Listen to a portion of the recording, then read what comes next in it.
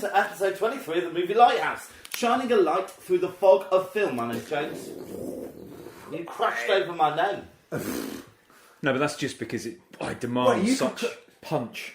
Alright, you do your name, Wyndham. My name, Wyndham. Yeah. I'm Wyndham. His name's Wyndham. You do your name, Laurie. My name's Laura. It feels like a long time since we've been does. together. So long. that intro was not quite as smooth as it once was. No, it'll But need some work. Maybe by It's early. Yeah. It's so look at the cock. He hasn't even crowed yet. Look at him. It's early Sunday morning. This is the earliest we've ever done this. Yeah, this is his fault though. Like I said, you can take the boy from the farm, but you cannot take the farm from the boy. Well, I think out of all the episodes we usually do, when we do them in the morning, they sound marginally better than the ones when we do in the afternoon. Marginally. Yeah, maybe. You get sullied by lunch. Day. Hey, I've got some great news for you guys. Go on. This is our summer special. Should we not know this beforehand, or does it matter? Not really. Oh, okay. There's nothing So it's special not about that it special. except it's going out in the summer. Oh. Perfect. What do we feel about Well done, summer us. nowadays? Well- do we trust them? They seem a bit strange. They're all right. Did anyone get you to get summer specials like the Beano and Danny and stuff? Yeah. No. Didn't you? I was never allowed. Oh, I had them all. Yeah, I got, what's it called? Mouth pop. What's it called? That stuff you put in your Popping candy. Yeah. It's like magic shit. That came through with the Beano. It did. I got 3 episodes of that one. All right. Well, we haven't got any correspondence this month. Well, it's summer, though, right? So people are off on their People are holidays. busy. But people are listening and people are enjoying the show by all accounts. Yeah. All accounts? Well, or not all accounts. some accounts. By my account. We've taken a small amount of information and we've extrapolated it out. I like it. Well, yeah. shall we crack on then? Yeah. You've got a lot to do today, apparently. We've got a lot to do today, so we're going to get straight on with some news. Hi, hon. How's it going? Okay, I'm going to kick off with some news to start with. That's do. probably a good It's idea. not really news because it's not like news, but Right. it's new to me. Olds. By some reason I can't remember now, I was introduced to something called Star Trek Continues. Now I've never heard of this. I have. Right now, it's a website, but it's run by this guy called Vic Mignouzia or something. Oh, I had a bad case of Mignouzia. And basically, this guy is a massive Star Trek fan, and he felt very aggrieved that the original 1960 series didn't run for the 5-year mission. So there was a gap between the 5-year mission and the first movie. So he has faithfully made 11 episodes of Star Trek following on from the original series. Now, before you balk at this idea, the production values are superb. It looks just like Star Trek. Right. The acting is pretty good. I mean, Has it got Shatner in it? No, so Pretty much does, though. Vic plays Kirk, Right. and Is that actually him? yeah, and by the end of it, he's almost morphed into William Shatner, and the guy who plays Scott. He's not great. The accent's not brilliant, Scotty is very, very different, but still good. but it is superb. I watched all 11 episodes, and they were brilliant. I mean, the stories were great. It linked it. It opened. The very first episode opened on like a Wild West theme kind of thing, and then it goes, this is a new prototype for the holodeck. Holodeck, yeah. Right. And then they introduce a new character, which is the ship's counsellor. Obviously very 60s style, but she was brilliant as well all the way through. So he's got that idea from the Picard years, right? Yeah, but it kind of bridges. You would have one, wouldn't you? Well, yeah. It's absolutely superb. I can't will think admit highly I've enough of seen it. probably about 3/4 of the first episode of it, and That's a lot for you. That's enough to absolutely rate it. It is brilliant. It is absolutely brilliant. It should actually kind of, I think, it is such a standard, like you say. It kind of should really be recognised. I think it warrants to be released. Yeah. The Star Trek franchise should really give it its or due. just watch it for free on StarTrekContinues.com, which I did. Right. So you can do that It as well. is really, It is really definitely worth a look. Yeah. Okay, anyone got anything else? Presumably, if you like Star Trek. I don't. Yeah, I suppose so. Or if you like the 60s. Yeah. Or a nice... actually, no, what's that? Right, okay. So, bit of a bummer, but we did lose, for me, a biggie. Rutger Hauer. We lost Rutger Hauer. What? Yeah. We lost Rutger Hauer. This is news to me. Yeah. But only 2 or 3 days ago. Yeah. Wow. What was I doing 2 or 3 days ago? I don't know what got him, because he was like still doing like the Comic-Con stuff and all that, and so I know he was still, you know, quite present, but you know, we've For lost those who him. don't know who he is, he was best known for a film called The Hitcher, where he played this strange maniac who picked up this young No, he's best known for Blind Fury, Yes, sorry. where he plays a blind veteran who's a ninja. No, that is brilliant, by the way. He's best known probably for playing Roy Batty in a film called Blade Runner. It's probably, you know, his most well-known. What was his name? Roy Batty? Roy Batty. Sounds like some sort of 70s sitcom He character. sounds like he should be in Coronation Street. Yeah. Anyway, so yeah, just such a beautiful, you know, genuine, authentic kind of character. Bit weird, bit off the wall, as it were. Huge man, apparently. Giant. Who would you get to play Rutger Hauer in the story of Rutger Hauer's life? Excuse me. This guy that I knew called Guy. Okay, I'm going to get Michael Mickelson, or the guy who played Hannibal. Yeah. Oh, him? No. Why not? They sound similar. I don't know. He just had this sort of pixie-ish kind of ethereal kind of line through him. He was a beautiful man. But I did want to just quickly shout out probably films, if you are not au fait with the work of Hauer. We just did that. We've just done his highlights. Yeah, I know, but I just want to say, obviously, Blade Runner, Eureka is an awesome film. Definitely check that out. That's Nicholas Rogue, who did Don't Look Now. That's a good film. Eureka. Flesh and Blood is kind of like... Flesh and Blood. Yeah. I remember Flesh and Blood. Yeah, that's a film. That The is. Hitcher, obviously, like you say. Lady Hawk. I tell you what, as a Breed Apart and Split Second, which is a film that taught me how to drink coffee. Split Second, is that where in a future where there's Yes. he's a cop? Yes. That's what I'm trying to find. I Yes. remember that. That was a wonderful film. Yeah, that taught me how to drink coffee, that film. all right, as a tribute to Rutger, He's got 173 acting credits on Yeah, don't fuck about. does IMDb. he? Yeah. as a tribute to Rutger, I think we should put him in our topic picking selection process. Definitely. So Absolutely. So he'll be in there for time immemorial until we pick out the ball. And we'll pick Blind Fury and Split Second. Or maybe the Done. picture.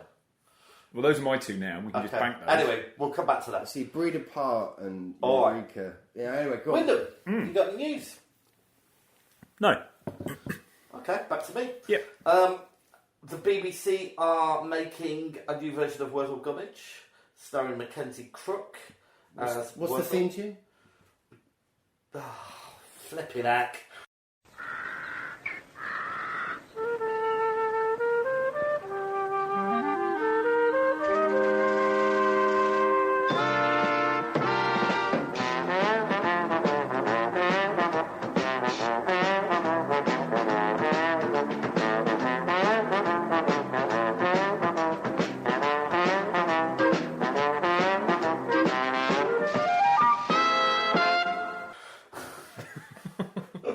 Don't be doing this all day. It's excuse me. I'm trying to read my mind. They're making 2 films from the Barbara Aphra Todd's books or something. Anyone remember the original? I do. Yeah. John hell Pertwee. yeah. John Pertwee, Third Doctor. It's very good. Is it I fun? remember it being good, but I was very young. Well, yeah. So it might be shit. They also did their last series. They did Wurzel Gummidge Down Under, where they went and filmed it in Australia. What? Yeah. So And Why? how did they... I don't remember. That series. I like what we're doing here with Wurzel, but it's not hot enough. let's hot it up. Well, there'll be more hot danger conditions. for Wurzel because of forest fires and stuff. Exactly. Yeah. He's like a Right. tinderbox. Go up. A literal walking tinderbox. But I used to really love it. But one thing that sort of I found a bit bizarre. Obviously the head stuff, that was a bit bizarre. Yeah. But beautiful and great, and I loved that bit. I was on board. And it really gave him an opportunity to show his range as well, which was nice. Yes. I don't know, John Pertwee had a great range. We love his range. But for fuck's sake. Aunt Sally. Aunt Sally, she was such a wanker. Do you remember the other love rival? Yeah, there was another one, wasn't there, that she turned up later and then... I remember specifically a scene where there was Aunt Sally and the love rival, and they were both calling Wurzel, and he was in the middle, and he didn't know which way to go, so I think he just went straight, just walked away. Went straight, he would just, Oh. Anyway, there we go. Have you got any more news, Laurie? What have we got? I was speaking to Alan, I was having a snout, right, when I was doing my night shift. Talking to Alan the Seagull. This is a seagull. Yeah. You know Alan the Seagull, don't you? He's a good guy, actually. He's all right. I mean, he's so a bit when he's eating other seagulls. Well, yeah. Cannibals? Seagulls, cannibals. He keeps turning up and asking me to critique his crochet. I was like, oh, man, for God's sake. Anyway, he's all right, though. I tolerate him. Let's say that. Yeah. Anyway, Alan said the other night you guys are off checking the void without me. Oh, so, what? But you recommended it, right? So you've already seen it. Of course I recommended it. So our review for The Void is out now. It was awful. That's exactly what Alan said. You said you guys were coming back with 1s, 2s, that you saw no values in it. That's true. Right, The Void. Sorry, we saw Void. Oh no, we didn't. We saw The Abyss. No, we didn't. What was it? No, it was definitely The Void. It was awful.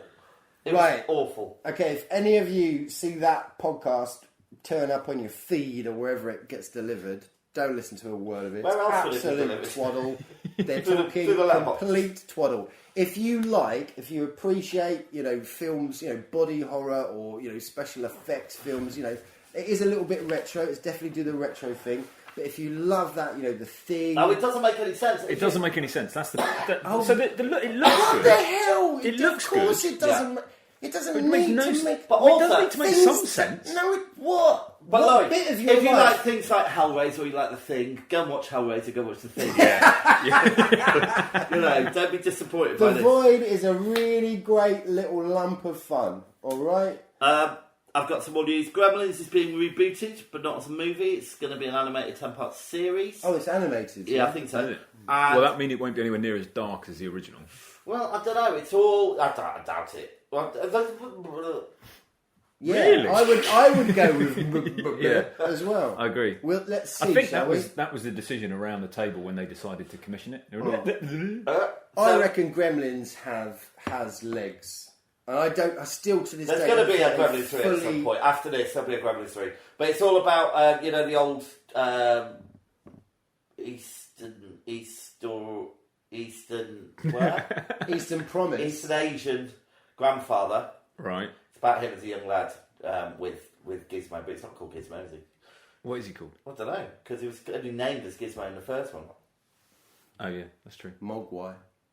Yeah, because he just says the Mogwai, doesn't he? The Mogwai. Anyway, hopefully that should be fun. And that's starting soon as well as we know the Dark Crystal, which should be brilliant. Yeah, fantastic. And not forgetting that Cats the movie's coming out. Cats the movie, so yeah, apparently it's received loads of bad... But I admit I saw the trailer without any sound, but when I saw it really caught me. I thought, wow, I think this looks really... To be I honest, think it looks great. It's caused a lot of reaction, that trailer, about Cats the movie. Yeah. Because they all look like cats. What the fuck? They're going to make them look like... I mean...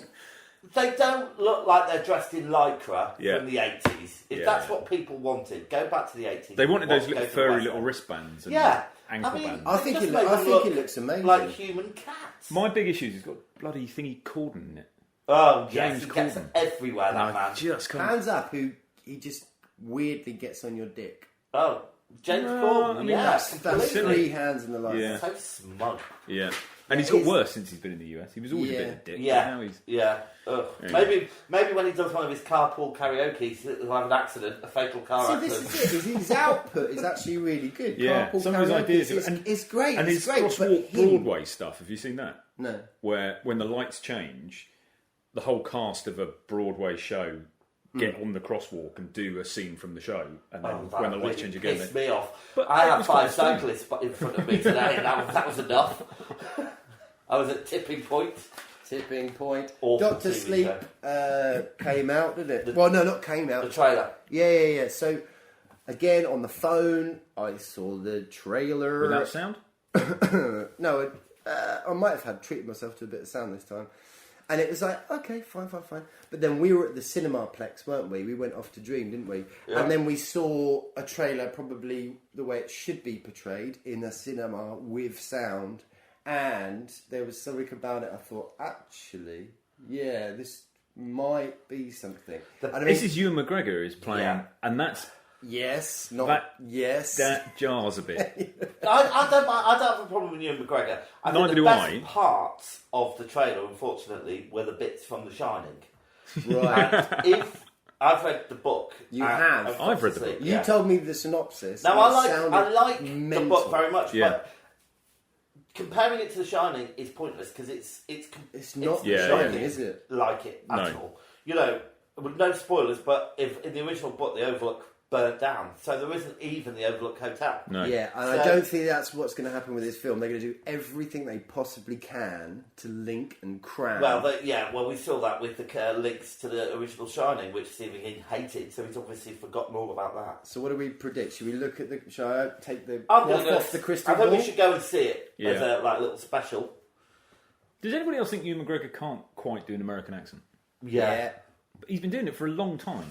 Yeah. It's one of those... Do you not get better at stuff the more you do it? No. No. Apparently not. All right. And this is a perfect example of that. This podcast. Well, I'm going to do an American accent. How do I sound? I sound alright? No, that sounds fucking shit. You've got your go-to American accent, which is like in New York when you talk like that. I could do like a Jew. Don't Laurie. do it. Mortgage Don't calculator. do it. Don't do it. Jesus God. Christ. Moving Right. on, James. In the bean.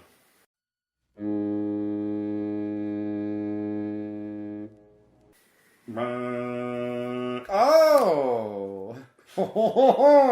Okay. Is that your French? It's spelt the same, isn't it? Wyndham, kick us off. I am going to go for... excuse me. The 5-part TV drama, Chenobyl. Yeah, I've heard Yes. stuff about this. Sky. Yeah. It is incredible. It's Yes. so good. Just that kind of... Bearing in mind, it's not that long ago.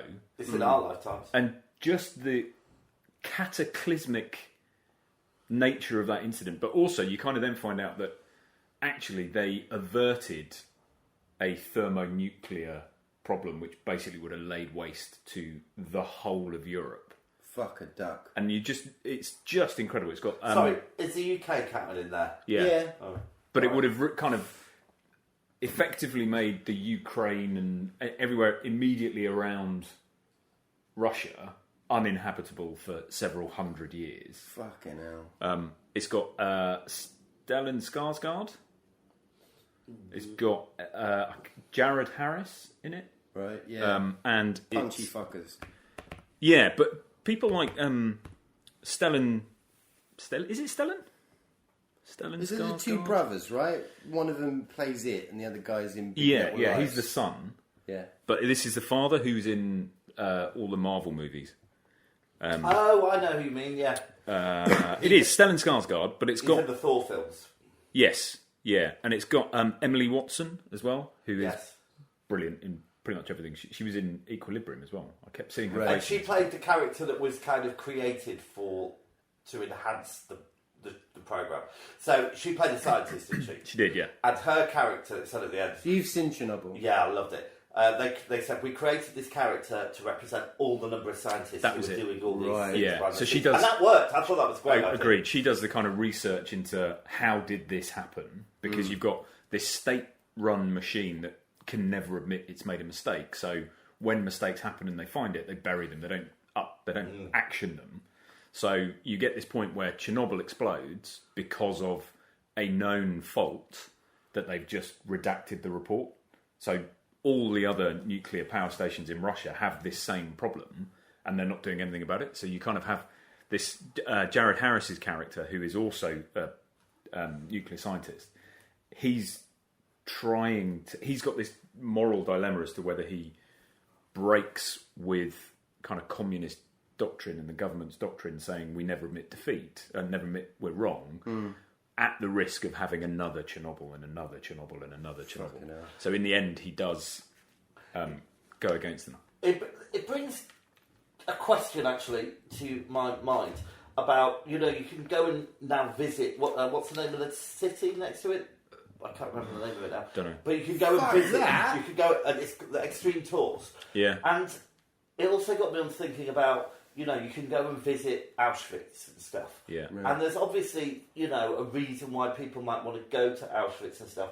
But it does concern me that maybe we're making these kind of places into a theme park. And I think it depends on the attitude you take to those places. Why do you want to go? Yeah. So there's been a whole load of anger and stuff like that on social media and in the press about inappropriate tourism, as you're saying. So some of these Insta models and all that kind of stuff are going to Chernobyl and getting pictures of themselves taken in people's homes where they left overnight. Yeah. And where hundreds of thousands of people died, although the official death toll is like 31. Yeah. Right. But they're So that's kind of back to that whole the government. admit? But look, Yeah. I mean, I don't think there's anything.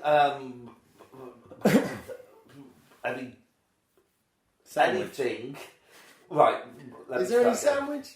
Right, our cancer rate in this country has gone up to 1 in 3, and it used to be 1 in 10. Yeah, that pissed me off when they said that. I've no doubt. One in that's got 3 to of do with us is Chernobyl. going to get cancer. I was like, fuck off. I'm sure I that's think to do it's with higher than because that as well. it was everywhere. It's in our system. But there's loads of stuff, like mobile phones and things like those. Yeah. It's like they go, it's all right, fine. nuclear plant blowing up.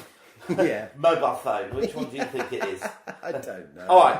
Anyway, that's my innovation. Thank Thoroughly you. worth The it. Milky excellent. Way. I definitely recommend that. Yeah. I mean, Glory. a friend of mine at work actually was saying that. I was like, I don't really... similar to Threads, I'm not in any rush to go and witness that. And he goes, yeah, but do you know what happened? Do you know about it? I was like, no. And I think, I should imagine this is a really, really great, well-tailored Well, you haven't insight. It is seen it, so brilliant. you can't comment. Yeah, it is brilliant. And Okay. Jared Harris is one of those actors that I was watching it with Louisa. When he's a funny-looking fella, isn't he? But he's brilliant. Which one did he play? He played the main scientist. So he's Ed Harris's son. Oh, Ed yeah, Harris, yeah.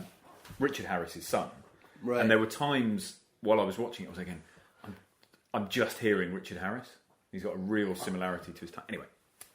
Anyway, okay, so in the beam for me, I will admit I've actually seen quite a lot of stuff, but I'm just going to say, back to Rutger Hauer, go and watch Nicholas Roeg's Eureka. That's what I will say. Is this your in the beat choice? Yes. Great, go on then. You've got Gene Hackman in there. Rutger Hauer does play... I've never heard of it. What's it about? Eureka. Okay, so Gene Hackman is this sort of driven psychopath? No, not really. He's really obsessed about, becoming rich or being that successful man. And you first see him in the middle of some Arctic kind of condition, desperately trying to find gold, all on his own, and he does actually find gold. And then it's not the fallout, but the sort of the creation of becoming the king, as it were.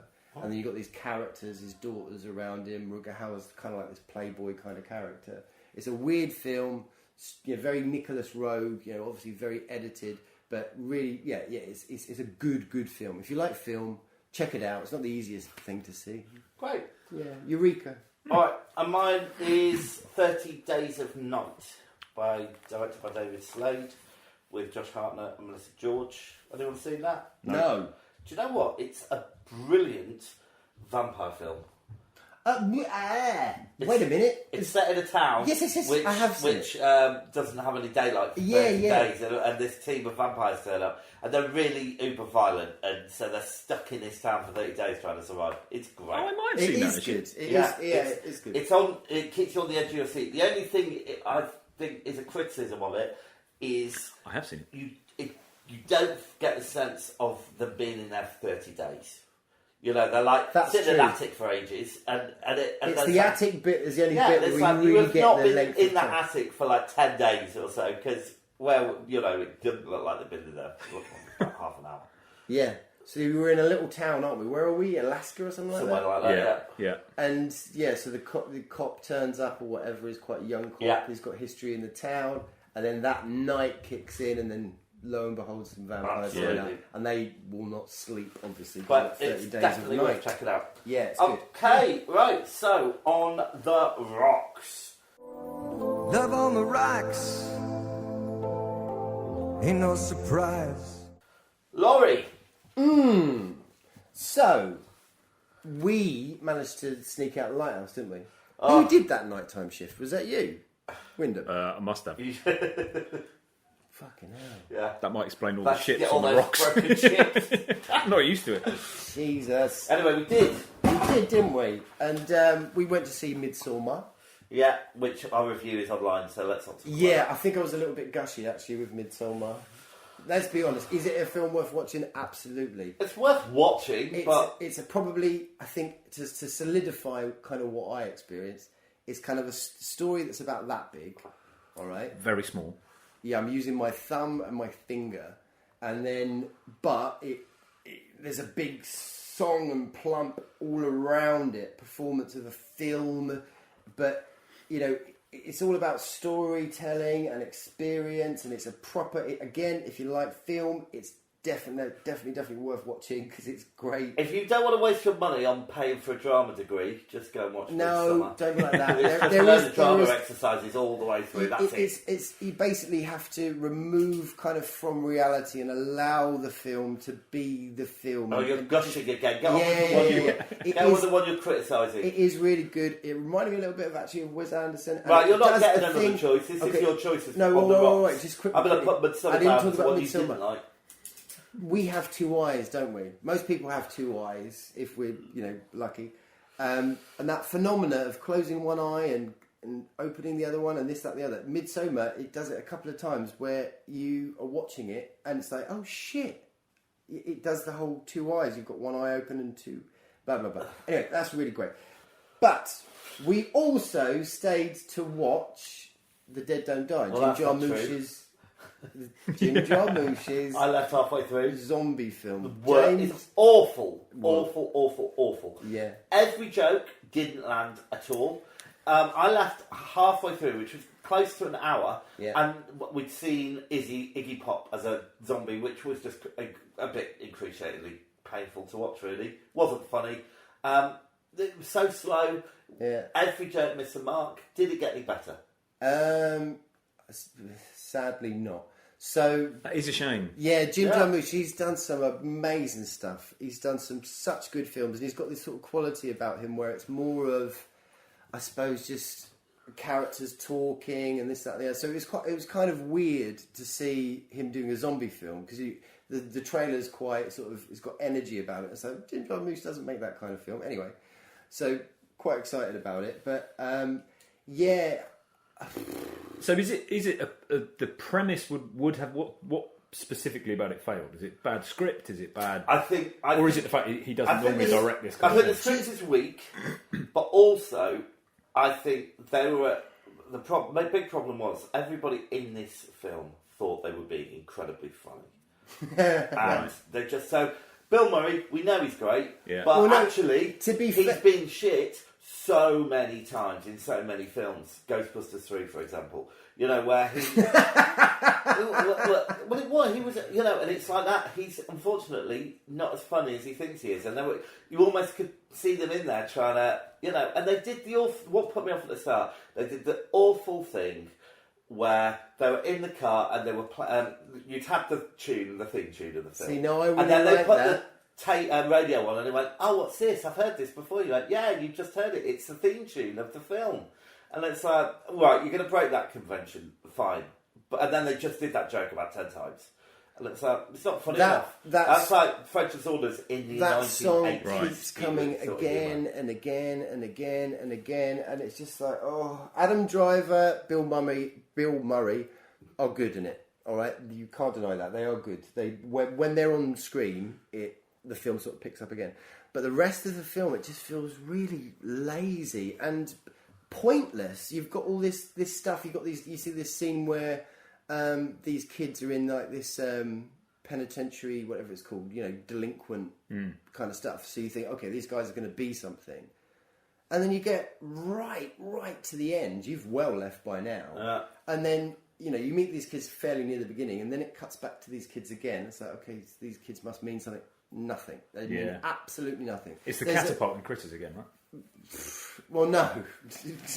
Well, yeah. Well, no. So it took me a while to work that one out, yeah. The catapult and critters, yeah. Anyway, big build-up that means nothing. But then there's this guy, like a dweeby guy that runs like the petrol station, as it were, and he's like into comics and stuff like that. And you think he's going to be something. These young kids, these young punks come into town. He sees one of them, kind of falls in love with her, and all these sparkles. All right, well look, people may not see it. It leads to nothing. It's a weird. But yeah, none of it goes anywhere. None of it goes anywhere. And there's like this political reference as well that Jim Jarmusch is putting in, which is something he never has done before. It's like polar fracking, and it's because we're doing intergalactic fracking on the moon or whatever. It's caused zombies to rise or whatever. Right. But he goes really in this political kind of. If you want to go and see a film, it which is doesn't much land. better than that, obviously go and see Shaun of the Dead. Or if you want to see an American version, go and see Mars Attacks, which is an example Fair of enough. an all-star cast being funny. Yeah. Yeah. All right, thank sadly you, it Laurie. really doesn't hit. No, don't worry. Wow. Win? I am going to put The Nun Oh, on the I've rocks. heard bad things about this. It was really crap. It came out last year, and there was a whole load of on the Movie Lighthouse Instagram. Yeah. The actress who plays Valak, which is the demon, she's a really striking woman, Bonnie Aarons, and she was literally Cool, blimey. sponsored or whatever, and it was kind of littering my feed a bit, and I was quite excited by this could be quite good. Is that really her nose? Yeah, she has a look. She looks like an elf. But it's a really crap version of a kind of religious. It's based in a convent, and there are these nuns who are holding this particular demon at bay, and they can only do it through constant prayer. Constant prayer. So one of them, That sounds all day, every day. not a bad premise. And then exactly, but it just doesn't do anything. And Now, then, just to be clear, this is part of the series The Conjuring, isn't it? Is it? is that right? Oh, is this an offshoot from The Conjuring? Yeah, so The Conjuring was the one with the doll, wasn't it? The demon doll. Yeah. I don't know. Yeah, so you had The Conjuring, Conjuring 2, and then you had Amelie. I can't remember the name of the stupid doll. So they've had quite a lot of offshoots from this weird room. But It was just, and you've got... So, one of the nuns in this convent, they think she's committed suicide, and you know that actually what she's done is she has sacrificed her life so the demon doesn't have a vessel. Right. So she's hung herself, and they send this priest who's got a past where somebody else killed themselves and a novice nun to investigate, and it's just a bit shit. It never quite lands as a decent story arc, and they kind of just use it for all the kind of typical jumpy horror tropes and stuff like that. And you kind of go, okay, here's that next bit where this, there you go, and then this, then there you go, and then everybody's stood dead still, and there's only one person, and you kind of, it's just a bit crap. So avoid that. And my one is Hellraiser 6, Hellseeker. Did you go? Did you go all the way through? Yes. I got to Hellraiser 6 and then stopped. Okay, and Hellseeker sees the return of, I want to say Nancy, but it's not. Nancy's from Nightmare on Elm Street. The daughter from Hellraiser. Yeah. Who comes back in Hellraiser 2. Anyway, she's back. She's married. Same actress. Yeah. Oh wow. And right at the start, there's a car crash, and she dies. And then her husband starts seeing all this weird shit going on, and then Pinhead turns up, who's looking a little bit overweight, and all this kind of stuff, and it's just awful. It's a really, really bad film, and it turns out, I'm going to tell you this, if you don't want to know, just fast forward for 30 seconds, but the spoiler is that he's the one that died, he's in hell because he was having an affair, and she made a deal with the Cenobites to put him there. Kirsty wouldn't have done that. Yeah, well, she's been hardened over the years. She's seen a lot, hasn't she? She's seen a lot of shit. So But- is the box not in it? yeah, I think you see bits of the box and stuff, but they're very, very, very weak. Yeah. So definitely not worth it. Well done, though. So that's number 6. That so is that a- trumped number 5 and number 4 would have been. It is a law of diminishing return. And bearing in mind, they really started going downhill after 2. So we got to 10, didn't we? We got to 10. I couldn't find the others. They stopped And I numbering them. They just became Hellraiser Inferno. Yeah. Hellraiser. Well, they made intergalactic scariness. Well, interestingly enough, they made a Hellraiser which they didn't release, and it was about half an hour long, and they only did it so they could retain the rights to the franchise. Right. So it's Which is a similar pickle with Spider-Man and Sony. They Yeah. have to make a film every 2 years. Right, Or else they lose the rights. like the Daleks. They always have to be in a series of Doctor Who now, so you're always going to see a Dalek episode, even if it's a cameo. But they've got the Terminator estate says you have to have Daleks in every series. Jesus. Yeah, there you go. So, Wow. right, so let's get on with our main feature. It's Wyndham's Golden Ticket. Yay!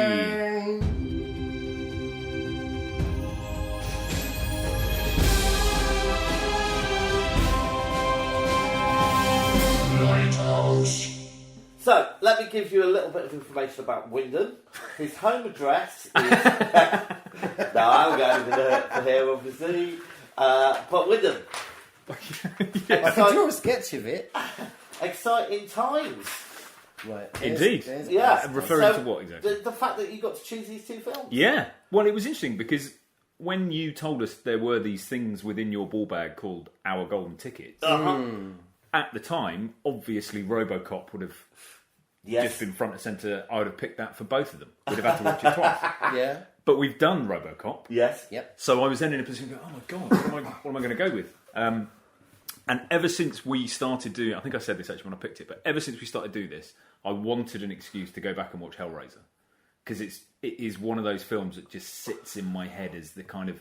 That and Nightmare on Elm Street were the two entry points to horror for me when I was younger. Yeah, I agree. And Zombieland was just one of those films that I thoroughly enjoyed. Interestingly, less so this time around. So, we are going to start off with Hellraiser. So, let's have a clip. I have seen the future of horror. His name is Clive Barker.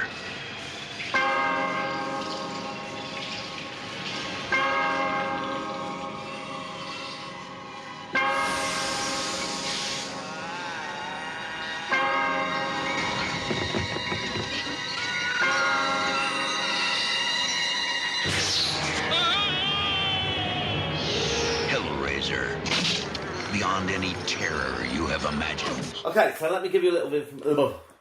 Okay, so let me give you a little bit of information. Are you having trouble with your words today? I am. Are you all right? Yeah. It's early. Okay, it was released in 1987. Director, Clive Barker. Screenplay, Clive Barker. The novel... Theme tune, Clive Barker. The Hellbound Heart, which I started reading, but then I kind of tailed off, kind of forgot about it. Right. Music, Christopher Young. Effects, Julian Caldo.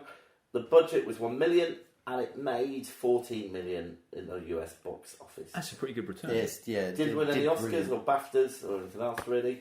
It was a nominee for a few things, but nothing worth note of. Aha. Okay, and there were 9 official Hellraiser movies. The same number as the far more profitable Nightmare on Elm Street. Are there 9 Nightmare on Elm Street? And there's a new movie reboot coming, as well as a new TV series. Oh, 'Cause really? Why not milk as much out of a franchise as you Do they? can? Is it the same people who own the Hellraiser franchise who own Child's Play? Probably. It's probably just one person who Yeah. owns all of these Yeah. things. Why do you say that? Because law of diminishing returns, they just get shitter over time. Yeah. Okay. Notable actors: Andrew Robinson as Larry, Claire Higgins as Julia, Ashley Lawrence as Kirsty, Sean Chapman as Frank, Robert Hines as Steve, and Doug Bradley. Doug as Bradley. the lead Cenobite, now known ubiquitously as Pinhead. Which All isn't right. what he's called in the novel, is it? No. And What's he called in the Marvel? Can you remember? I think he was just the lead Cenobite. Okay. I think he is, Yeah. Okay, so, Laurie, could you give us a synopsis, please? Yeah. So, basically, you got like this stinky, dirty nailed scuzzbag who goes and meets the guy that sells Mogwais, and he goes, "Stay, oh God, there's your box for you, guy." And then he goes back to his bedroom and he opens up this box, and obviously this is Pandora's box, which opens up. Well, he wants to push the boundaries of experience. He wants to find, explore what it could be, the elements of reality. And this box apparently could give you heaven, could give you hell. And he opens up hell. And so where that happens, he gets fucked up. And then his brother moves into the same You're telling the house. film story. Yeah. That's not what a synopsis is. It's to give an idea of it. Wyndham. I thought he was doing all right on that one. Yeah, so as Laurie says, this is a film about pushing the boundaries of experience. Frank opens the box, gets dragged to hell by the Cenobites. A little while later, he escapes from them Aha, yes. and tries to recorporealize himself. With the help With the help of of his brother's wife, brother's who he wife. had an affair with. There you go. Right. This episode was sponsored by the word recorporealize. Right, connections to the film. I've got one. Go on. I made my own version of Hellraiser 2 before Hellraiser 2 came out. Did you do it with your nana? I did. You've seen it? Was she Pinhead? Yes, he was. I used cocktail sticks for the effect, and it worked very well. What, you just stabbed her in the head? No, I had like little. I had a horror movie making makeup set, which I've still got. I attached cocktail sticks to her head. It's great. It's brilliant. And I used an egg. There was like this little light box that I had, which you could put an egg on to see if it was fertilised or not. Yeah. But I transformed that into my little Cenobite box, Cenobite box. which it does have a name. Which we'll With come your back to. nana. Oh, there you go. Wow. All right, first memories of the film. When? First memories of the film, I'd have been in my early mid-teens. Yeah. Watched it with my partner in crime at that time, Simon Hooper. Hooper! And it was it's weird because I remember it differently. So when I picked it, I had in my head I'd blended Hellraiser 1 and 2. Right. So when I was watching it this time, it was like, oh, what? But yeah, first time would have been 13, 14, 15 maybe. And just sat there going, wow, this is amazing. Yeah. The effects are great. The kind of repulsion at the Cenobites. Even though Pinhead is kind of like lead Cenobite, all the others are way more fucked up than him. Yeah. I've seen it. Yeah. And she wasn't quite the lead. I mean, I was watching behind the scenes, documentaries and stuff. And because he got put on the movie poster, he was the one that was propelled to fame. The other Cenobites were a bit pissed off about that. Because they kind of diminished. But he was the strongest. Yeah, absolutely. How about you, Laurie? I probably saw this when I was about 17, 18 actually. Came to a lot later. And when I first watched it, strange, I suppose, I don't know, I was at the time I was painting, really into art and stuff, and I was very aware that, Clive Barker is, he's created this universe, man, it's really edgy and dark and, blood and whoa and sexy and disgusting and Sado. And it didn't quite hit with me, because I thought, oh, fuck off, cheesy cunt. Like that. However, I was completely wrong. It's an absolutely brilliant idea. I'm really chuffed that you picked this for your golden ticket, because I sat down properly and looked at it, and yeah, it's a brilliant horror film. All right, so I saw it. When I first watched it, I just thought it just kind of had like a sadness to it, but I was completely wrong. I saw it the first time again with a friend of mine, Nick Bolton. He said, "Oh, you've got to watch the film. It's amazing," and it was right. And I had a poster of Pinhead. I think I had that movie poster in my bedroom for a long time. It's such a striking look, isn't it? That you can see why they picked that as the image for the poster. Yeah, absolutely. Right, so what do we think of the script? What do we think of the story? I think it's pretty solid. It's pretty solid stuff, isn't it? It's not flabby in any way, but I suppose it's that sort of that sadistic kind of. It's perverse. It's it almost edgy. feels perverse. It feels dirty. It feels edgy. Dirty, yeah. But I think the script is very streamlined. It doesn't waste any time. Yeah. You know, it moves along at a hell of a pace. Halen. No, Halen pace. I said hell. Okay. Hell of a pace. Oh right, I see. Hell of a pace. Yeah. And I've got here that the plot makes perfect sense, which isn't always the case. No, it's not. Yes. Yeah. The only, and I agree with that completely. And actually, I'm okay with this omission because it's obviously deliberate. They never seek to explain how Frank escaped the Cenobites in the first place. Yeah, which you kind of think, how would you do that?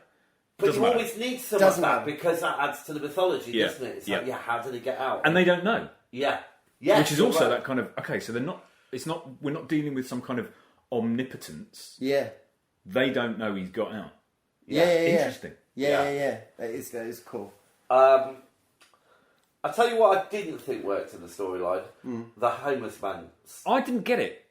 I'm still not entirely sure. I mean, he turned into a dragon. He turns into a big fuck off demon at the end. Which they had very little budget for, and just threw together like some antlers and stuck on. Like, It still looks great. Come on, let's be honest. Well, it's okay, but I didn't really see the point of him. No, I agree. Especially when you see him for the first time, when Kirsty and the guy who I was never quite sure whether the boyfriend was supposed to be British or American. He sounded very He's American. Irish, isn't he? Well, he sounded American, but was giving it all the whole kind of, educated over here, well, I don't know. But yeah, the Fagin character was a bit weird. I think he was just there to eat crickets. Yeah, just be a little bit disgusting. Yeah. And stare. He's got a great stare. He did have a good about stare him. though, yeah. That's not Clive Barker, is it, playing that character? No. Okay. The other thing that I noticed that actually the Cenobites barely feature in the film. They have a running time of 6 minutes and 18 seconds. Is that correct? That's correct. Oh, dear. Well, Yeah. very good. Well, yeah. So, But they kind of do really puncture through, don't they? They really do give it that wowness. Yeah. But you get them really early as right at the reveal, beginning, right Yeah. at the start. brilliant. And I mean, like I say, when I've rewatched this now, it's really, really cool. I can imagine potentially actually a lot of horror fans this film actually being possibly their favourite horror film. Close to the top, because it is serious and it's just so smelly. Yeah. That woman, So let's talk about Julia a little bit. So yeah. I thought it was an immaculate, brilliant performance. Yeah, I mean, she's it is- amazing. the whole She's thing is married really- this guy, right? Yeah. And Frank turns out to be this guy's brother, her husband's Yeah. brother. She's She married had the an boring affair. brother. Yeah, Yeah. she married him, and I think on their wedding day or a few days before, Frank turns up in the rain. First time she ever meets him, and then immediately he But starts you can ragging see her. in those flashbacks, her character is so much more sweeter and innocent Yeah. before she Yeah. gets together with The corruption of the Frank. corruption of Frank. corruption of Or Frank. rather, corruption of And Julia. so much so, she goes as far to go, okay, Frank, you've appeared in my loft, and you're coming back and you're just currently chunks of flesh, but you need more blood. Okay, I'll go and kill people for you, man, because she's really into Frank. Yeah, well, she actually does. I've made a note saying there's a quote that she says saying, "I'll do anything you want, anything," and she emphasises that kind of anything. And you kind of go, anything is a lot. Yeah. And she I mean, really that does. could be anything. Yeah. That could be something worse than murder. Yeah.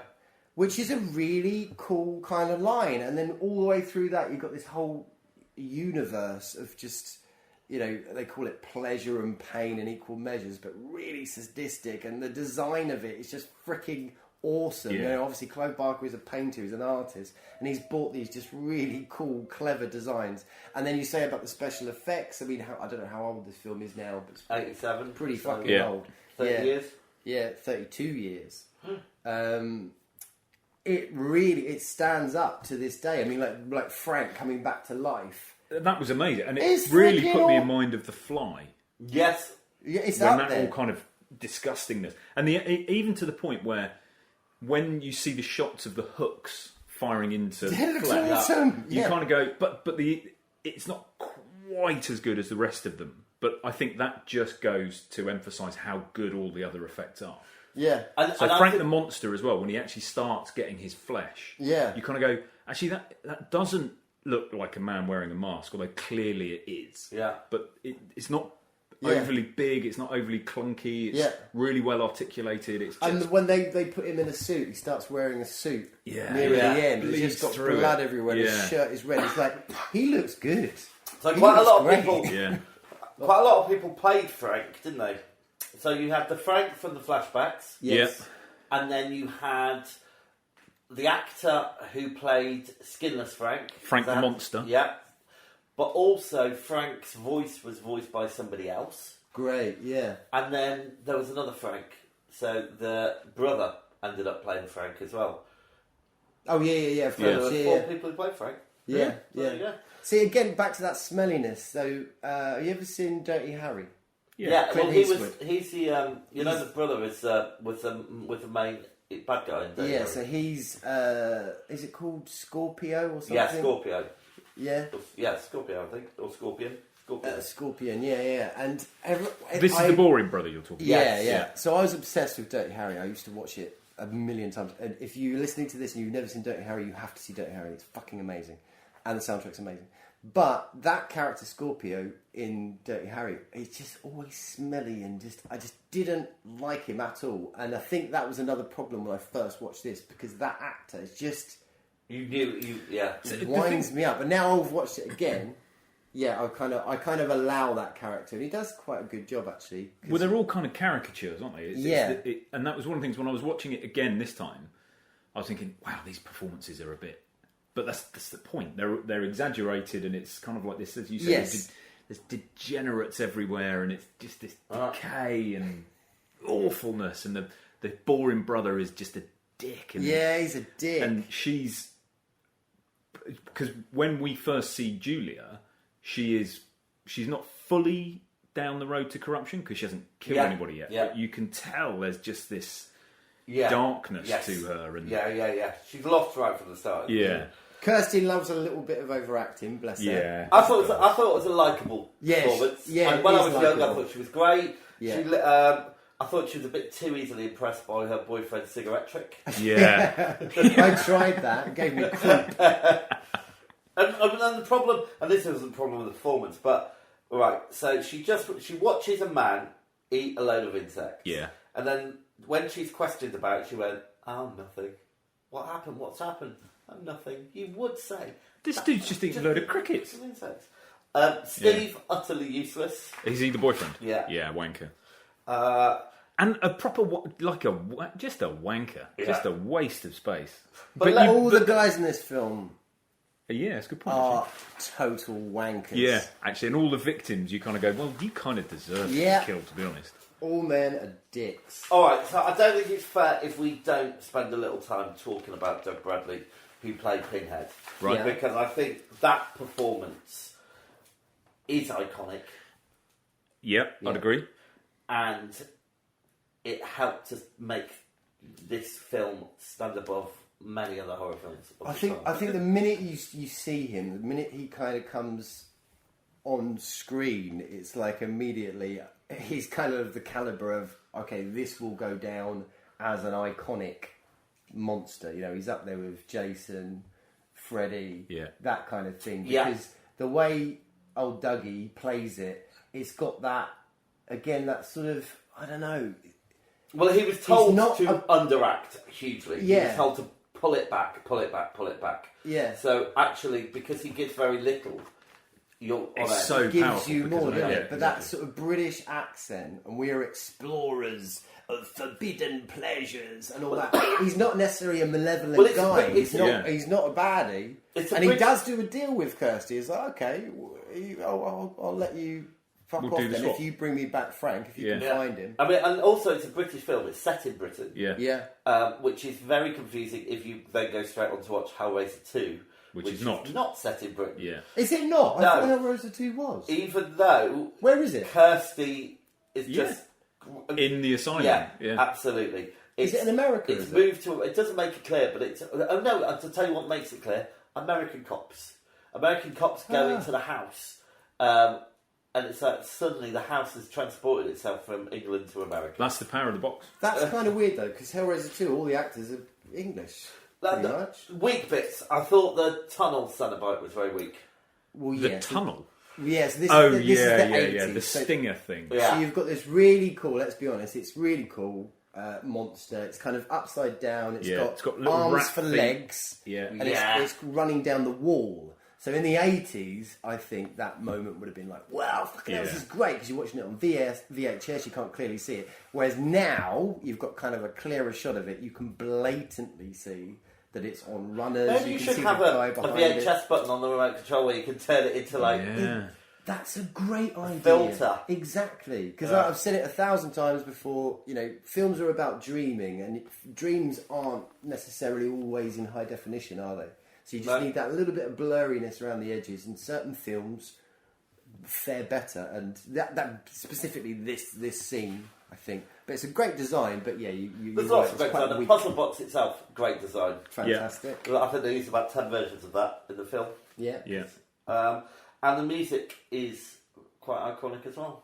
Music's really good. Now, do we know the mythology behind the music? No. Right, so there was this band, which I didn't write down unfortunately, that Clive Barker knew, who had written loads of music for this, and then like as a big company took over, they said, no way, We're not letting the band do it. I think it was the right idea, to be honest. I heard that music. It was okay. So, as this was being made, the production title was called Bizarre Sadomasochist from Beyond the Grave. That was its official Really? title. How did that not hang around? Why don't they just call it the Hellbound Heart? But it kind of sums it up. Bizarre Sadomasochist from Beyond the Grave. Yeah, spot on. Kind of nails it. Yeah. It took them 10 weeks to make. Did it? Pretty good, right? Sorry, I wasn't listening. What? 10 weeks. Yeah, that is pretty good. Clive Barker had full Control. Full control. So Yeah. this was his baby, Yeah. and that's probably why we've got such a good film. Yeah. Because this was made It's with true to his vision. love, care, Yeah, attention, creativity. It was coming from an artist. You know what I mean? And he basically cut a knife, and he's given us a whole new dimension, a whole new franchise, which unfortunately It's has great gone that it on was a and on. British film. Yeah.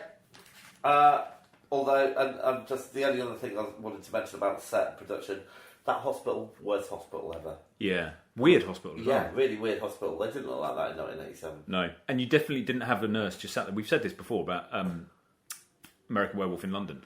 The nurses don't just fucking sit there watching serving TV. you, hand them. Yeah. and on the set stuff, kind of linking the set to the people, some of the shitty men in this film. Men are shit in this film. All of those guys. The house is a shithole, right? Yes. Let's not hide from that. You know, I quite And the like that room- house. I'd buy it. And the murder room, if you thought you were going to get lucky and you've been picked up in a bar and they take you up into this shithole of a house, you kind of go, actually, you're a skank. Yeah. I'm all right, thanks. Yeah. I'm a wanker. You're a skank. This is not going to work. But they all kind of go, that- oh yeah, look at dirty. That adds to the smelliness of the And film. Do it you know does. what I mean? It speaks to their characters, obviously. Yeah. But It's yeah, just- it was just like, ugh. Any other bits and pieces before we do memorable scenes? I just love the way that, you know, this is definitely a gore film. You know, it's got a massive gore factor to it. However, the blood and, you know, gore blood stuff, the blood means something. It's not just sort of, you know, we got like these gore films. None of it blood, goes to waste. None of it goes to waste. Blood actually physically means something. You know, all the blood is bringing Frank back to life and stuff like that, which is a really cool thing about it. It's a very, very good film. It's a very, very good idea. Well done for picking it. Yeah, and I think the as you said, the script is streamlined and there's no kind of waste, and there are some brilliant lines, and they all have a purpose. So even the stuff that always makes me feel uncomfortable, when any bloke says "come to daddy," it just makes me feel really uncomfortable. I don't like it, but works perfectly because he's a wrong. Yeah. And then just some of Doug's lines are brilliant. When he says "no tears, please, it's a waste of good suffering." But just his delivery of those lines as well. It's like, well, there's no inflection here. He's just telling you a fact. Yeah, he's very matter of fact. He's our boy. And the only bit I did think, I kind of went, okay, that looks shit, and that's just because of budget and the era. Yeah. Was the yellow highlight and firework bits at the end when they're all being dragged back to hell. Oh, right, And it's like, okay, somebody's just got a highlighter. That's kind of cute, though. It kind of gives it its own sort of, what's it called? Aesthetic, really. That's the Hellraiser kind of aesthetic. In and of itself, I get that. Yeah. But is it scary? Yes. Is it? I think so. I think it's edgy. Is it scary? Has it ever scared you? So I don't think it doesn't scare me ever now. did, no. But I did think... never scared me. But I did think there's a Blade Runner... esque moments to it. You know when you're opening the box and the blue light is coming through the slats in the walls. Yeah. Just that kind of bluish wash. Yeah. Like, there's a lot of light in Blade Runner, I'll give you that. Alright, so listen, we better wrap it up. Obviously there's lots of memorable lines, Wyndham just said a few. Yeah. Most of these have gone down in horror history. Demons to some, angels to others. We'll tear your soul apart. That's a great one. Jesus wept. Jesus wept. What's your pleasure, sir? Yeah. You'll tear your soul. Right, should we score it? Yeah. Yeah. Great. Alright, Wyndham, performances. 6. Laurie. Shit, I'm going to need a pen. Fuck. Oh, thanks, kid. This is a toothbrush. Okay, go on. Performances. 8. 9.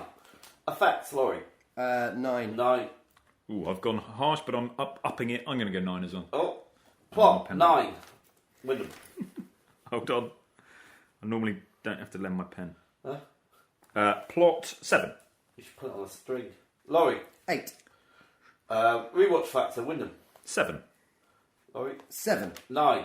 Direction, Laurie. 8. 9. 7. Cinematography. 7. 8.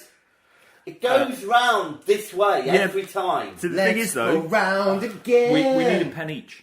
Cinematography 6. Sound of music, Wyndham. 7. I'm still thinking of pen each, and I'm thinking that I want to name a fruit that. Pen each. I've just had a really perfect pen each. Yeah. What one is it? Sound of music. Sound of Music. 7. 9. Originality, Laurie. 8. 10. 8. Enjoyability, Wyndham. 8. I'm going to do Originality 9 again, sorry. Enjoyability is... Oh, it's so smelly. It's such a smelly film. 7. 10. And life-changing past and present, 10 from me.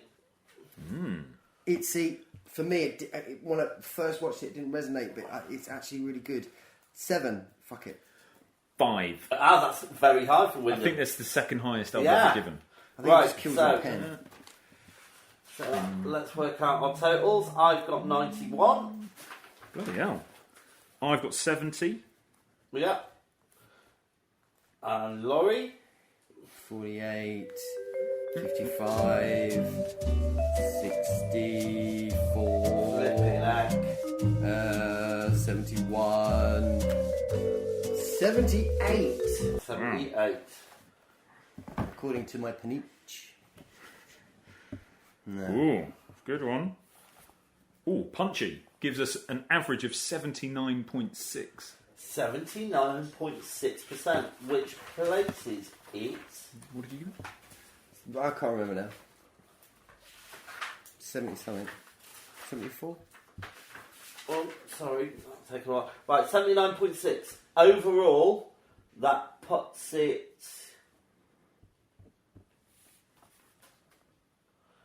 just below The Exorcist and just above The Candyman. So it's Whoa. sitting with Clive With its- Barker's other piece. Yeah, that's And cool. I want to nominate that Clive Barker becomes an honorary lighthouse keeper. Really? Yeah. Okay. Are we putting in... who's my girl? I've forgotten her name. No, we can only put one in. No, I want to put my girl in. You mentioned this before, didn't you? Yeah, what's her name? E.T.'s mum. Well, you can nominate one next time when it comes up. And actually, I think Connor either said that first or backed your thought on that. Yeah, she totally needs to go in there. Yeah. So she was in Critters, she was in... Oh, God, what other stuff have we reviewed? Anyway, yeah. for this year, it puts it at the top of the leaderboard. Yay! And I think Well done, that's Winnie. a very good place for it to be. All right, so let's move on to our next feature, which is Zombieland. Let's have a clip. Planet Earth, home to over 6 billion people. Today, our very existence is threatened by epidemics, climate change, and dwindling resources. But those are the least of our problems.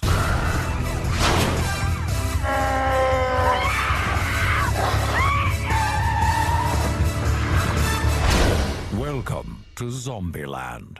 Okay, so Zombieland. It was released in 2009. Director Ruben Fleischer. Written by Rhett Reese and Paul Wernick.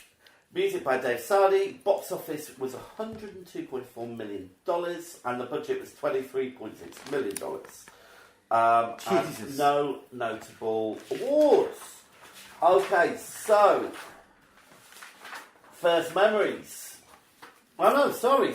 Laurie, synopsis please. Synopsis. So we meet this sort of dweeby guy and we find out that the world's been fucked. But, opening scene, turns out the whole world is America. And it's fucked because of zombies. I can't remember how they appeared or what that problem was. But anyway, so he's got a set of rules to survive and we follow him and then he bumps into a dude who's Woody Harrelson and then they hit the road and then they bump into two other dudes who are... What's her name? Emma Stone and Abigail Breslin. Yeah, they're major dudes. And then they hit the road again, and they bump into some other dudes, and then shit goes down, and it ends. Pretty good, well done. Yeah. Alright, first memories, Wyndham. So first memories, I think this is why it resonates with me, is I saw this on my honeymoon. Was it a good honeymoon? It was wicked, yeah. Once Louisa stopped having a cob on because the weather was bad. So we were flying back from South Island in New Zealand. Yeah. And she had a massive cob on. Like, really angry with everybody on the plane. The person sat in front of her, the second she sat down, put their chair back. And Louisa does not do that. I really hate that, though. And she was I don't fuming. put my chair back. She was raging. And we get to Brisbane for our transfer flight. And we get the new A380 Airbus just after it had launched. So this massive, big, comfortable... And the entertainment system works before you take off. Wow. Like groundbreaking in its day. We're not condoning carbon emissions, though, are we? No. And we were delayed on the tarmac. Very long story, apologies. Delayed on the tarmac. I know she's got a cob on from the first flight. I'm thinking... You mentioned now your wife has had a cob on her honeymoon 3 times. Yeah, well, she did. Well, that's I at one point, I actually had to say, can you shrug it off? You're beginning to ruin my honeymoon. I ruined our honeymoon by biting your friends in a thigh. You did. Oh, Lord. Yeah. That was the excitement of Italy, I'm wasn't it? sure Dave still hasn't quite forgiven you for that. I bit him really deeply on his inner thigh because we had a really tender moment. And how do you end a really great sort of connection Friendship. between man and man? Had you had a good friendship? Bite them in the thigh. Yeah. Anyway, I watched this on the runway before we took off, and we were delayed by nearly 2 hours. And I watched the whole of this film before we took off, and Louisa watched the whole of something else. Fucking hell, you were delayed. She was relaxed and happy, and it was a moment. And I really, really enjoyed it. I just thought it was funny. Laurie? I think it might have been the day when, what was it called? What was that Friday? company called where they used to send you a DVD in the post? Britannia. Oh, Amazon. No. Britannia. No, Love Film. Love Film, Oh. that's it. I think it was a Love Film thing. And we watched it with Uncle Jobby, And yeah, I thoroughly enjoyed it. Yeah, I thought it was good. You know, it's kind of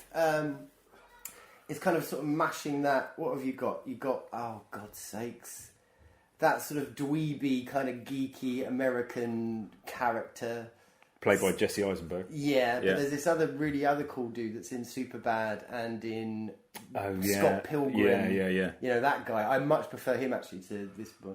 But anyway, so it's kind of like bringing that kind of fun, punky sort of stuff, American punky, into zombie, and it was fun. I enjoyed it. I think what The Dead Don't Die wanted to be a version of Zombieland. Absolutely, I was going to just perhaps mention that myself. That's how to do a good, funny zombie horror film. This is how. I saw it for the first time a couple of weeks ago, and I was not disappointed at all. Good. I thought it was brilliant. Script, I thought was excellent. Mm-hmm. Perfect example of a zombie comedy. Story at a good pace. All the characters work brilliantly, and everything ties in together nicely. Another well-made story. Yeah. Because fundamentally, it's not really about anything. It's kind of like zombie apocalypse has happened. Yeah, you've got a few people trying to survive in Zombieland. Yeah, and kismet and luck bring them together. Yeah, and then there's this premise that they're trying to get to Pacific Funland. Yeah, that's it. But you've also got the rules, which they keep coming back to, which are brilliant. So the main characters go by. They don't give their actual names. Yeah. They are referred to by where they're from. Tallahassee. So Tallahassee, Little Rock, Wichita, and Columbus. Yeah. And Columbus, played by Jesse Eisenberg, it's basically his narrative, his story. Yeah. And he starts by saying, to survive Zombieland, you have to have some rules. Rule number 1, cardio. Because you have to run away. Don't be fat. Yeah. It's very funny. Rule number 2, double tap. So don't be stingy with the bullets. We all, and that's that classic mocking other kind of horrors and zombies and all this kind of stuff. Is like, no, second bullet is what you need to do. Yeah. Beware of bathrooms. Buckle up. Yeah, put your seatbelt all these on. great little tips and hints. And actually, that scene where he's right at the beginning when he's when he talks about rule number 1, cardio, and he's filling up his car. Yes. Has to go to the bathroom. Goes, no, develop a second sense or a sixth sense. Sorry. And he kind of steps back from the bathroom door, and a zombie comes out, and he just goes running off around the car park with these 2 zombies following him. Yeah. And it's just this ridiculously brilliant little kind of great demonstration of what he's talking about. It's just very. It's fun. a perfect example of when a good script comes together with good actors. Yeah. I thought Bill Murray was really good at it. Yeah. You know, and we were talking about he's not always great and everything. That was perfect for him. Little cameo, but he played himself, right? Yeah. He's a little cameo. Did his home play his home? I think know. that actually is his home, because I And did what made Google it. Okay, was it because of the big BM on the gates? I don't know. I don't know, but I did try and Google it, and maybe it is because this film maybe supersedes the whole stuff that's on Google and that stuff. But as far as I can find, I think that is Bill Murray's home. Right. Woody Harrelson. Brilliant. I was just about to say the same. He's always brilliant, though, isn't he? He really is. Yeah. He's so good. Cheers was such a great series, and he's such a great character in there as well. And you wouldn't think it, though. Back in those days, would you think that Woody Harrelson would come to be what he is now? And exactly. You look at he's just freaking awesome. He really. You look at him in 3 Billboards. Yeah. He's brilliant in that. Yeah. But he is great in this, and he's kind of like this cowboy. Doesn't give a shit. He's got the right side of likeable and unlikable. Yeah. Yeah. I don't. You know, he even was the most interesting thing in. Was it? Here we go again. Planet of the Apes. Oh right, he's in that, is he? Oh, yeah, Sorry, yeah, Planet he is. of the Apes. Yeah. Here we go again. Right. I actually haven't seen that. Yeah, He's played the general. colonel, isn't the general? Yeah. Colonel, He's good at general. it. Yeah. But he brilliant. does always bring something. You know, Kingpin, fantastic. Larry Flynn against whatever it is. Anyway. Yeah, and he's really his story is basically he's just trying to find the last remaining Twinkie in Zombieland. Yeah. That's his motivation. Yeah. That's all he who's wants. ever had a Twinkie? You must have when you were doing Do you camp. know what? No, I don't think I have. I never have. Yeah. I've been to America a lot. I never have. But they're an American staple. They're in Ghostbusters and everything. Yeah, they are, but I don't think they're that easy to come by. It's a big thing in Ghostbusters. As Woody Harrelson pointed out. Yeah. It's a funny. It's interesting because it's just an entertaining film. It's not trying to, in the way that Hellraiser kind of was a bit, whoa, this is dark and it's a bit groundbreaking and it's this, that, and the other. this isn't like that. We've had funny zombie films. You mentioned Shaun of the Dead. Yeah. It's just really well made. Yeah. Really well acted. Yeah. Great script. It's hard to know, honestly. I Good haven't written effects. a lot down No, about neither it. have I. It's just a really good film. It's one of those films that I can watch over and over again. Yeah. And right at the very beginning, I said, actually, enjoyed it less this time than I normally do.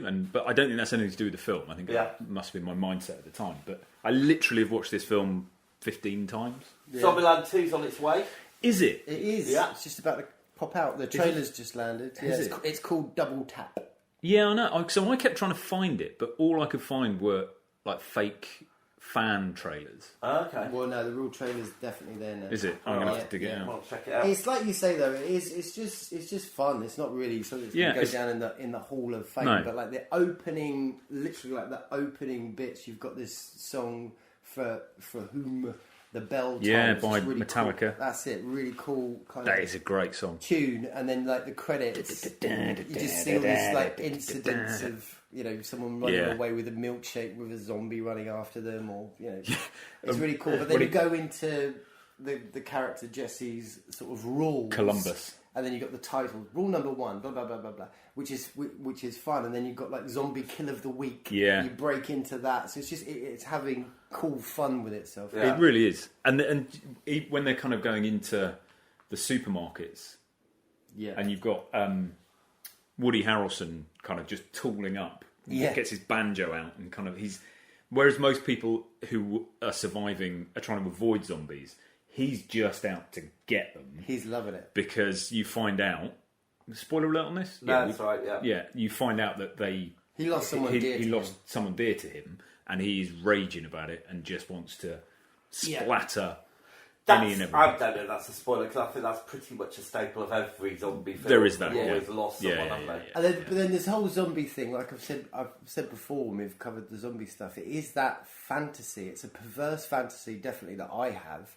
If the whole world just fucked off, and you're left to your own devices and your own rules and your own gumption just to live.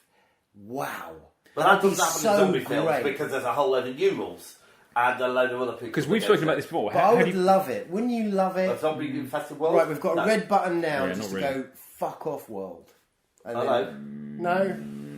In a nice way. I think we're learning more about Laurie today than we actually want to. Well, it's a how do we fantasy feel of mine. about? I think we've had this debate before. Fast zombies versus slow zombies. Yeah. I think the genre has shifted now. So this is fast zombies in this one, isn't it? Not super fast, not zombie, not Z. Yeah. World War Z. That one. That's They're not good like film. hyper fast zombies. Yeah. But they're humans who are zombies, so they can run. Yeah. Whereas when it all began, they were really slow. And now I think we're all over that now, right? You kind of go, it's all right. You can be a normal... My red button would have slow zombies. Right. Yeah. Okay. All right. Well, look, I don't think we've got a lot else to say about this. It's just really, really fun. Anyone got a memorable line? Yeah. I've got one. I've got one.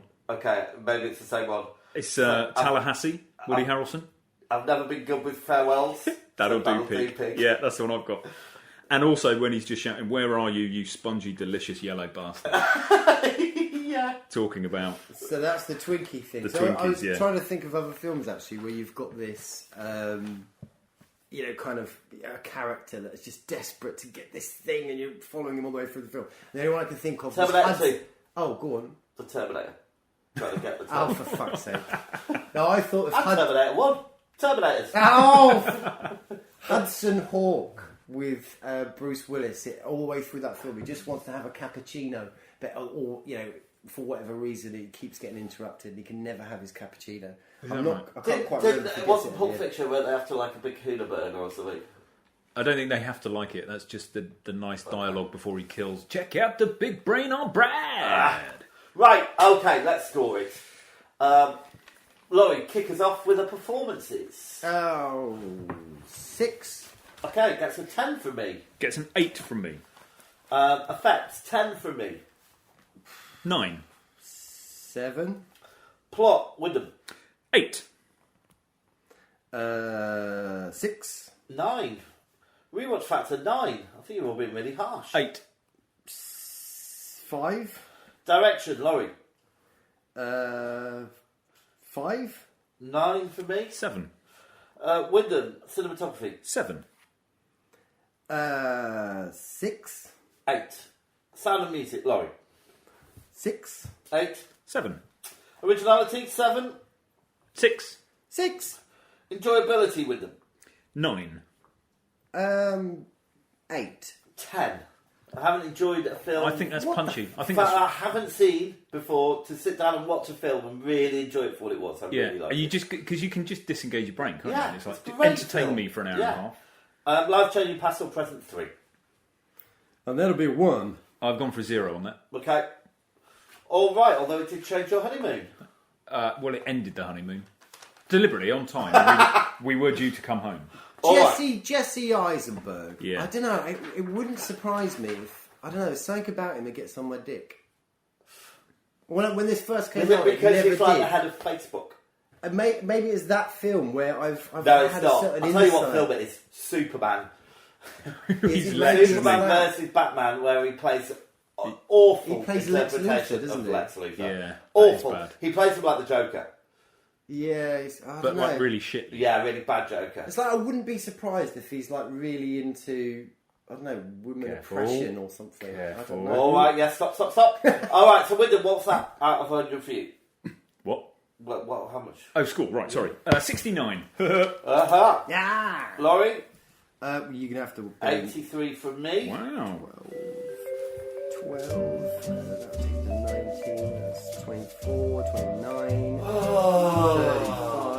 35, 41, 47, Jeez. 55, 56. 56. 56.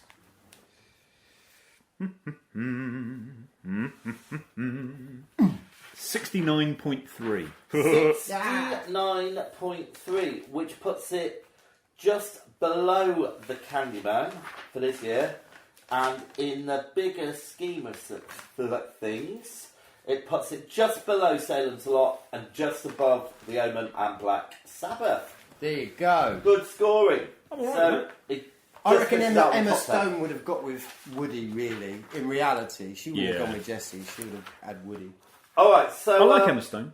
We didn't really talk about Yeah, she's cool. her. She's right, very so we're good. going to choose next month's subject. Whose turn to pick is I think it's my turn to pick. It is. Yeah, because you lost out, Laurie. Is that how it Yeah, works? It is how it works it because I works. lost out to I don't your- give a shit. But about before we it. do it, if you want to email in about anything we talk about, or anything else really, themovielighthouse@gmail.com, Facebook @Movie Lighthouse, Twitter @Movie Lighthouse, Instagram, At the Movie Lighthouse. there we go. And please, listen, if you like the show, rate us and review us on iTunes. It helps people to find us. If you don't, then don't bother. Yeah, don't give us bad rap. Yeah, that'd be mean. Yeah. Come All on, get right. over yourself. Okay, so I've got my ball bag here. Ramage.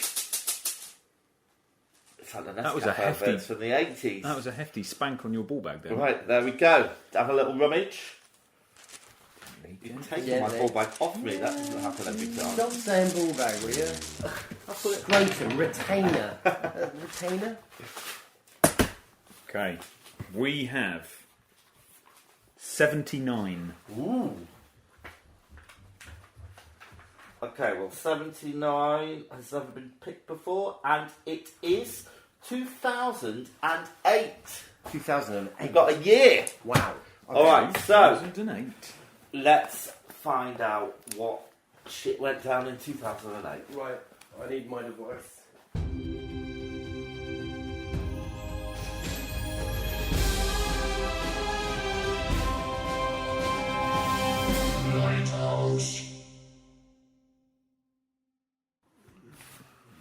All right, so we're back.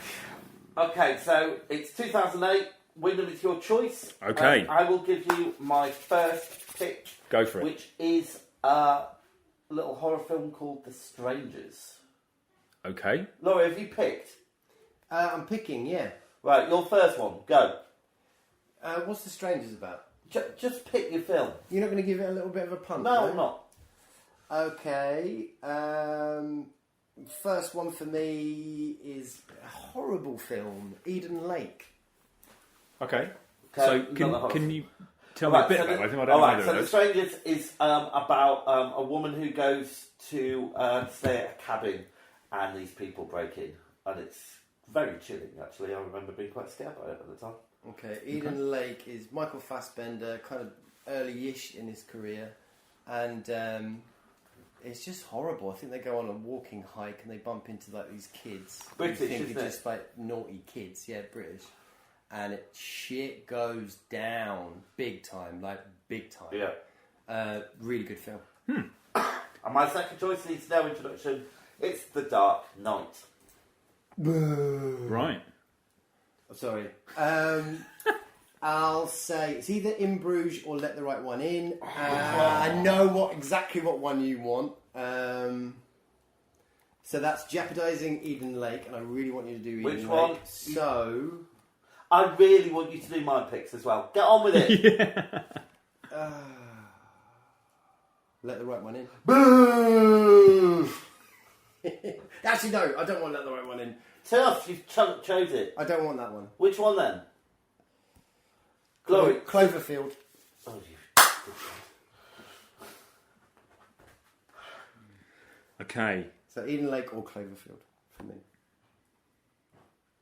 So, by the sounds of it, we're going to have a disturbing period for this next one. Great. Because I'm going to go with The Strangers Bingo! and Eden Lake. Yes! Bingo! Great. Okay, some very chilling stuff going to come out in August. Yeah. Thank you very much for listening. Thanks, everybody. Have you been James? Shut up. As far as we can tell. It's looked like him anyway. It innit? does. Check I'll his just name. peel off my skin. It's Susan Doyle. Goodbye. See you later. Bye. Great, it's back.